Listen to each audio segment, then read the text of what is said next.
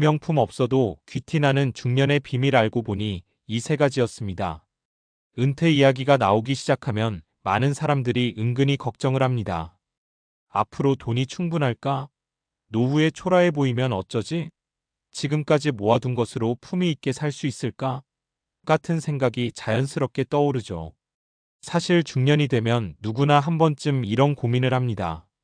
젊을 때는 직함이 있고 회사라는 울타리가 있고 사회적 역할이 분명했기 때문에 어느 정도는 자동으로 체면이 유지됐습니다.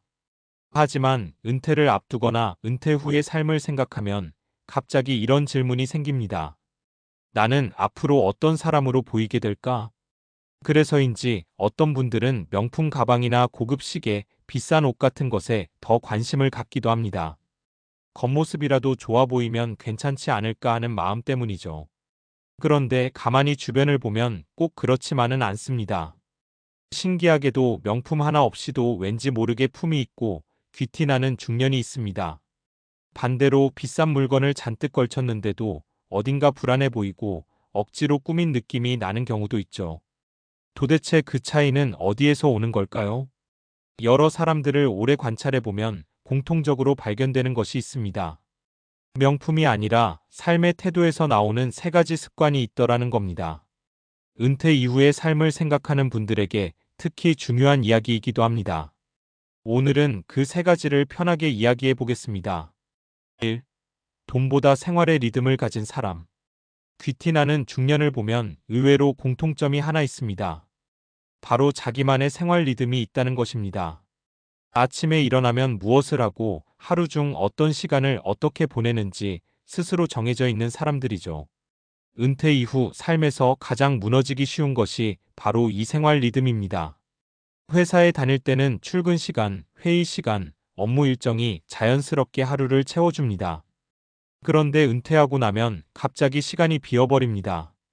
그때 어떤 사람은 하루 종일 TV를 보거나 스마트폰만 보다가 하루가 끝나기도 합니다. 하지만 품이 있어 보이는 중년들은 다릅니다. 돈이 많아서가 아니라 시간을 쓰는 방식이 단단합니다. 예를 들어 이런 분이 있습니다. 사례 1 매일 같은 시간에 도서관에 가는 김 선생님. 김 선생님은 62세에 은퇴했습니다. 대기업 임원도 아니었고 평범한 회사원이었습니다.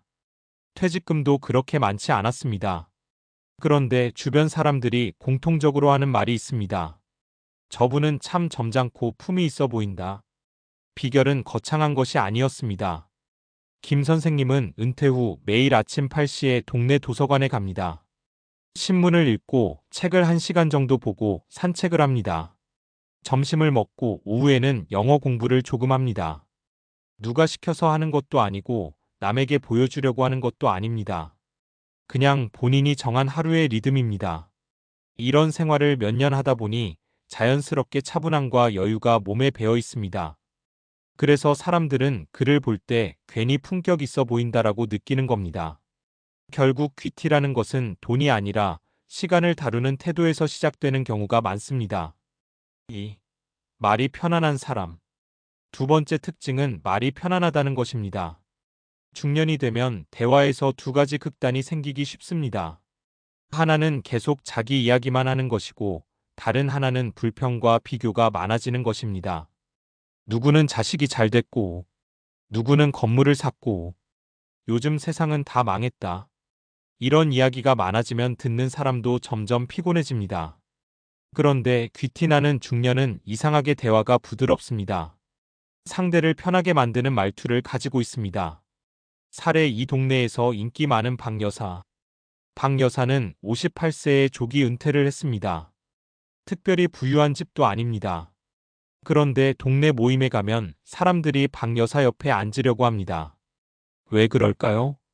이분은 말을 할 때 절대 사람을 비교하지 않습니다. 그리고 누가 어떤 이야기를 해도 그럴 수도 있죠. 그건 참 좋네요 라고 받아줍니다. 어느 날 누군가가 자식 자랑을 길게 했습니다. 보통 사람 같으면 속으로 피곤했을 수도 있습니다. 그런데 박 여사는 웃으면서 이렇게 말했습니다. 부모 입장에서는 그런 이야기할 때 제일 행복하죠. 그 한마디에 분위기가 부드러워졌습니다. 사람들은 비싼 옷보다 이런 말의 여유에서 더 큰 품격을 느낍니다. 나이가 들수록 얼굴보다 먼저 보이는 것이 말의 온도입니다. 3. 작은 것에 만족하는 사람. 마지막 특징은 의외로 단순합니다. 작은 것에 만족할 줄 아는 사람입니다. 은퇴 후 삶에서 가장 힘든 감정 중 하나가 바로 비교입니다. 나는 아직 집이 하나인데, 누구는 월세가 나온다는데, 나는 여행도 못 가는데, 이런 생각이 계속되면 마음이 점점 조급해집니다. 그러면 자연스럽게 표정도 딱딱해지고 삶이 무거워집니다. 그런데 귀티나는 중년을 보면 생각보다 욕심이 크지 않습니다. 사례 3커피 한 잔으로 행복해하는 이 씨. 이 씨는 65세입니다. 특별한 자산이 있는 것도 아닙니다. 국민연금과 약간의 저축이 전부입니다. 그런데 이분을 보면 항상 표정이 밝습니다. 왜냐하면 이 씨에게는 하루의 작은 즐거움이 있기 때문입니다. 아침 산책을 하고 나서 동네 카페에서 아메리카노 한 잔을 천천히 마시는 시간입니다. 창가에 앉아 지나가는 사람을 보면서 커피를 마시는 그 시간이 하루 중 가장 행복하다고 합니다. 어느 날 누군가 물었습니다. 은퇴하고 심심하지 않으세요? 이 씨가 웃으면서 이렇게 말했습니다. 심심한 게 아니라 여유가 생긴 거죠.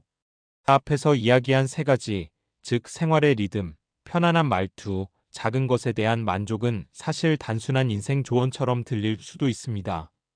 그런데 흥미로운 것은 이런 태도가 단순한 성격 문제가 아니라 과학적으로도 삶의 품격과 행복을 높이는 요소라는 점입니다. 최근에는 심리학, 뇌과학, 노년학 연구에서도 비슷한 결론이 계속 나오고 있습니다.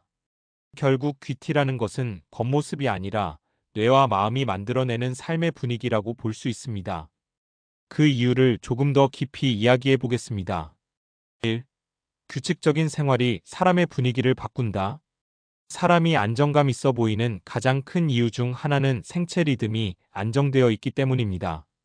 우리 몸에는 생체 시계 서케이디언 리듬이라는 것이 있습니다. 뇌의 시상하부에 있는 식교차 상액에스 CN이라는 영역이 하루 24시간 주기로 호르몬과 체온, 수면을 조절합니다.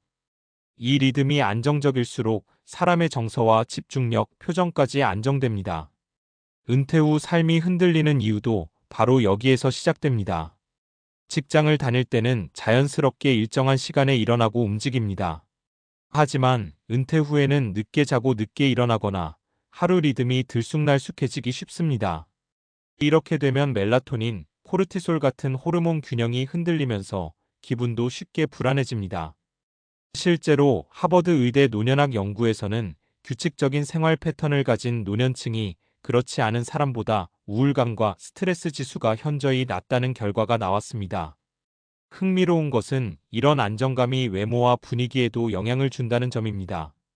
생활 리듬이 안정된 사람은 표정 근육 긴장이 적고 말 속도가 안정적이며 행동이 느긋하게 보입니다. 사람들은 이런 모습에서 자연스럽게 품이 있다, 여유 있어 보인다라는 인상을 받습니다. 결국 귀티라는 것은 어느 날 갑자기 생기는 것이 아니라 규칙적인 하루가 오랜 시간 쌓여 만들어지는 분위기라고 볼 수 있습니다. 2. 말투가 인간관계를 결정하고 인간관계가 인상을 만든다. 두 번째로 중요한 것은 대화 방식입니다. 이건 역시 단순한 예절 문제가 아니라 신경과학과 밀접하게 연결된 부분입니다. 사람이 누군가와 대화를 할 때 뇌에서는 거울 신경세포 미러 누란가 작동합니다. 쉽게 말하면 상대의 감정과 말투를 무의식적으로 따라하게 되는 신경 시스템입니다. 그래서 누군가가 공격적인 말투로 이야기하면 분위기가 금방 거칠어지고 반대로 차분하고 따뜻하게 이야기하면 주변 분위기도 부드러워집니다. 이것을 심리학에서는 정서 전염 이모셔널 컨테이전이라고 부릅니다. 중년 이후에 사람의 이미지가 크게 갈리는 이유도 여기 있습니다. 불평과 비교가 많은 사람은 주변 사람의 뇌에 스트레스 반응을 유도합니다. 이런 대화가 반복되면 사람들은 본능적으로 그 사람을 피하게 됩니다. 반대로 편안한 말투를 가진 사람은 상대방의 뇌에서 옥시토신이라는 호르몬 분비를 촉진합니다. 이 호르몬은 신뢰와 친밀감을 높이는 역할을 합니다.